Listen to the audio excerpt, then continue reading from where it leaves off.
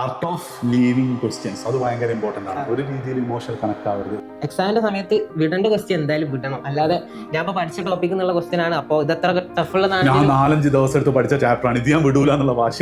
അങ്ങനത്തെ എനിക്ക് കുറെ പറ്റുമായിരുന്നു. മീൻസ് ഫിസിക്സ് അത്രയും കുറെ പഠിച്ചിട്ട്, അപ്പോൾ എല്ലാ ക്വസ്റ്റ്യനും ടഫാണ്. മീൻസ് ടൈം എടുക്കണമെന്ന് എനിക്ക് അറിയാം, എന്നാലും ഇത് ഞാൻ പഠിച്ചതാ വിട്ടാൽ എന്തായാലും വേറെ ചോദ്യം ഉണ്ടാവില്ല, അപ്പൊ പിന്നെ എന്തായാലും പഠിച്ചില്ല. അപ്പൊ ഉത്തരമായിട്ട് ചെയ്യാൻ നോക്കുക. എക്സാമിന്റെ സമയത്ത് സമയമായിട്ട് ആകെ പാളും. അപ്പോൾ ഒരു സമയത്തിന്റെ ഉള്ളിൽ തീരാൻ പറ്റുന്ന ദിവസം മാത്രം ചെയ്യാം. പ്രത്യേകിച്ച് ഒരു ചാപ്റ്ററിനോട് സ്നേഹമോ വെറുപ്പോ ദേഷ്യമൊന്നും നമ്മൾ മെന്റലി സ്ട്രോങ് ആണ്. മീൻസ് ഫസ്റ്റ് വിടാൻ നമ്മൾ ഇമോഷണൽ ആയിട്ട് കണക്റ്റഡ് ആയി. മീൻസ് വിടേണ്ടതാണ് അപ്പം വിടാം. നിഷാ സാർ പറഞ്ഞാൽ ഇത് ആർട്ട് ഓഫ് ലിവിങ് ക്വസ്റ്റ്യൻ എന്നാണ് സാർ പറയുന്നത്. അപ്പോൾ കറക്റ്റ് ഏത് ക്വസ്റ്റ്യൻ ആണ് നമ്മൾ പരീക്ഷയ്ക്ക് ചെയ്യേണ്ടത് അത് തപ്പി പിടിച്ചെടുക്കുക, അത് ചെയ്യാം, എന്നാലാണ് റാങ്ക് കിട്ടുക.